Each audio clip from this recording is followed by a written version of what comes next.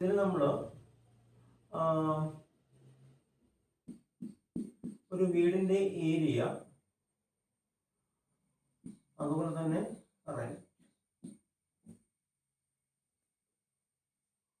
ഇതിലുള്ള machine ലേണിംഗിലുള്ള classical problem തുറന്ന് California house rent problem അതുപോലുള്ളതാണ്. വീടിന്റെ ഏരിയയും റെന്റും മാത്രമേ നമ്മൾ കൺസിഡർ ചെയ്യുന്നുള്ളൂ. ഒരുപാട് ഫാക്ടേഴ്സ് ഹൗസ് റെന്റിനെ അഫക്ട് ചെയ്യും, അതൊന്നും നമ്മൾ കൺസിഡർ ചെയ്യുന്നില്ല. വീടിന് എത്ര ഏരിയ ഉണ്ട്, then it decides the rent. അപ്പോൾ ഇതായിരിക്കും ഇൻഡിപെൻഡന്റ് വേരിയബിൾ, ഇത് ഡിപെൻഡന്റ് വേരിയബിൾ. ഇവിടെ നമ്മൾ പറഞ്ഞ പോലെ തന്നെ വൈയിൽ നമ്മൾ റെന്റ് കാണിക്കും, ഇതിൽ ഏരിയ കാണിക്കും, എക്സിൽ നമ്മൾ ഏരിയ കാണിക്കും. ഓക്കെ, അതിനുശേഷം ആസ് യൂഷ്വൽ ഈ പോയിന്റ്സ് എല്ലാം നമ്മൾ പ്ലോട്ട് ചെയ്യും. Then your algorithm will draw A straight line. ഈ സ്ട്രെയിറ്റ് ലൈൻ എങ്ങനെയായിരിക്കും? ടോട്ടൽ എറർ മിനിമം ആയിരിക്കും. അതായത് ഈ സെറ്റ് സാധാരണ നമ്മൾ ചെയ്യുന്ന ഈ ഡാറ്റ സെറ്റിലെ ഒരു പോർഷൻ നിങ്ങളുടെ ട്രെയിനിങ്ങിന് വേണ്ടിയിട്ട്, അതായത് ഇത് ക്രിയേറ്റ് ചെയ്യാൻ വേണ്ടി യൂസ് ചെയ്യും. അതിനുശേഷം അത് വേറൊരു ചെറിയൊരു പോർഷൻ ഇത് ടെസ്റ്റ് ചെയ്യാൻ വേണ്ടി യൂസ് ചെയ്യും. ഓക്കെ, അപ്പം ഈ ഡാറ്റ ഉപയോഗിച്ചിട്ട് തന്നെയാണ് ഇത് പ്ലോട്ട് ചെയ്യുന്നത്. ഈ സ്റ്റഡി ചെയ്യും, അതിനുശേഷം എമ്മോ എക്സും സിയും തീരുമാനിക്കും. സോ y = mx വെച്ചിട്ട് ഇത് പ്രെഡിക്റ്റ് ചെയ്യും. പ്രഡിക്ഷൻ ഡാറ്റ പോകുന്നത്, പ്രഡിക്ഷൻ വാല്യൂസ് പോകുന്നത് ഈ സ്ട്രെയിറ്റ് ലൈൻ വഴിയായിരിക്കും. അപ്പം ഇതാണ് ആക്ച്വൽ ഡാറ്റ. അപ്പോൾ ആക്ച്വൽ ഡാറ്റ, റിയൽ വേൾഡ് ഡാറ്റയും നിങ്ങൾ പ്രെഡിക്റ്റ് ചെയ്ത ഡാറ്റയും തമ്മിൽ ഡിഫറൻസ് ഉണ്ടാവും. ചിലപ്പോൾ ഈ പോയിന്റ് മുകളിലായിരിക്കും, ചിലപ്പോൾ ഈ പോയിന്റ് താഴെ ആയിരിക്കും. ഓക്കെ, ഇതുപോലൊരു പോയിന്റ് താഴെ ആയിരിക്കും. അപ്പോൾ ഇതും എററാണ്.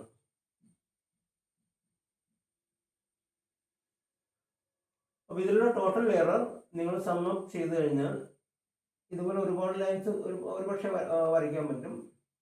ഇതുപോലെ ഒരുപാട് ലൈൻസ് വരയ്ക്കാൻ പറ്റും.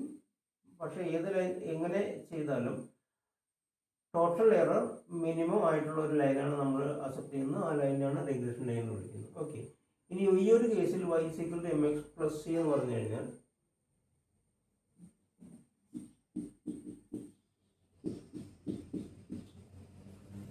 നിങ്ങളിപ്പോൾ വീട് എടുത്താലും ശരി എടുത്തിട്ടില്ലെങ്കിലും ശരി നിങ്ങൾ ബ്രോക്കർക്ക് പൈസ കൊടുത്തേ പറ്റും. വാടകയ്ക്ക് ഒരു വീട് എടുത്തു തരാമെന്ന് പറഞ്ഞിട്ട് ഇന്നേക്ക് 5-ാം ദിവസം ഇയാൾ എന്നെ നടത്തുന്നത്. ഇന്നലെ വരെ ദിവസവും 200 രൂപ വെച്ച് കൊടുത്തോണ്ടിരിക്കുക. വീട് കിട്ടാതെ ഇനി പണം തരില്ലെന്ന് ഞാൻ പറഞ്ഞു. പണം തരാമ എങ്കിருந்து நகர முடியாது. வார்த்தை அளந்து பேசு. என்னை பற்றி உனக்கு தெரியாது. இந்த சேத்துக்குழி கண்ணப்பன் யாருன்னு நாட்டுல கேட்டு பாரு. ஏடா போடானெல்லாம் சொன்ன வாயில பல்லு இருக்காது, ஜாகிரதை. Okay, that is the minimum cost. അപ്പോൾ അങ്ങനെ ഒരു കോസ്റ്റ് എന്തായാലും അവിടെ ഉണ്ടാവും. That is in this. അതായത് നിങ്ങളുടെ ഇവിടെ സി എന്ന് പറയുന്നത് നിങ്ങളുടെ ബ്രോക്കർ ഫീ ആണ്. ബ്രോക്കർക്ക് നിങ്ങൾ കൊടുക്കുന്ന ഫീ ആണ്. ഇവിടെ ഈ കേസിൽ നിങ്ങളുടെ സി എന്ന് പറയുന്നത് വൈദ്യുതി, അതായത് 0 ഏരിയ. വൈദ്യുതി നിങ്ങൾ മാത്സിൽ പഠിച്ചത് എന്താണ്? സി എന്ന് പറയുന്നത് നിങ്ങൾ മാത്സിൽ പഠിക്കുന്നത് it is y intercept. That is y intercept means ഈ ലൈൻ വൈയിൽ പുറത്തുകൂടെ ഇങ്ങോട്ട് എക്സ്റ്റെൻഡ് ചെയ്ത് കഴിഞ്ഞാൽ y ആക്സിൽ ടച്ച് ചെയ്യും. That is x = 0. ഓക്കെ, ഇവിടെ ഈ ഒരു കേസിൽ എക്സിൽ ഏരിയ ആണ്. അതായത് നിങ്ങൾ എടുക്കുന്ന ഹൗസിന്റെ ഏരിയ 0 ആണ്, അതായത് ഹൗസ് ഇല്ല. അപ്പോൾ എന്ത് കോസ്റ്റ് വരുന്നുണ്ട്? ഈ സി എന്ന് പറയുന്നത് വരുന്നുണ്ട്. That is the pay given to the broker. Okay, ഇനി വാട്ട് ഈസ് എം ഹിയർ?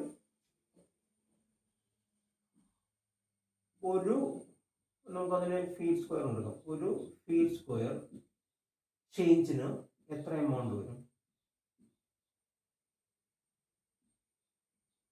അതാണ് ഇവിടുത്തെ എം. അതായത് 0-ൽ നിന്നും 1 ഇതിലേക്കുള്ള ചേഞ്ച്, റേറ്റ് ഓഫ് ചേഞ്ച്. അപ്പോൾ ഒരു ഫീറ്റ് സ്ക്വയർ വരുന്ന സമയത്ത് എത്രമാത്രം എമൗണ്ട് വരും? That is M. ₹m change വരും. ഓക്കെ, അപ്പോൾ നിങ്ങൾ 1500 ഫീറ്റുള്ള ഒരു ഏരിയ ഉള്ള ഒരു വീട് എടുക്കുകയാണെങ്കിൽ ഒരു ഫീറ്റിന് ഇത്രയും ചേഞ്ച് വരും. സോ m × 1500, അപ്പം 1500 ഇത്രയും ചേഞ്ച് വരികയാണ്. അപ്പോൾ ആ ചേഞ്ച് ഇവിടെ ഉൾക്കൊള്ളിച്ചിട്ടാണ് y = mx + c എന്ന് പറയുന്ന ഈ ഇക്വേഷൻ യൂസ് ചെയ്തിട്ട് നിങ്ങൾ അതിന് എത്ര റെന്റ് ആവുമെന്ന് പ്രെഡിക്റ്റ് ചെയ്യുക. ഓക്കെ, അതിൽ y = mx + c ഓരോ കോണ്ടീഷനും ഓരോ തരത്തിലാണ് നമ്മൾ ഇന്റർപ്രറ്റ് ചെയ്യുന്നത്.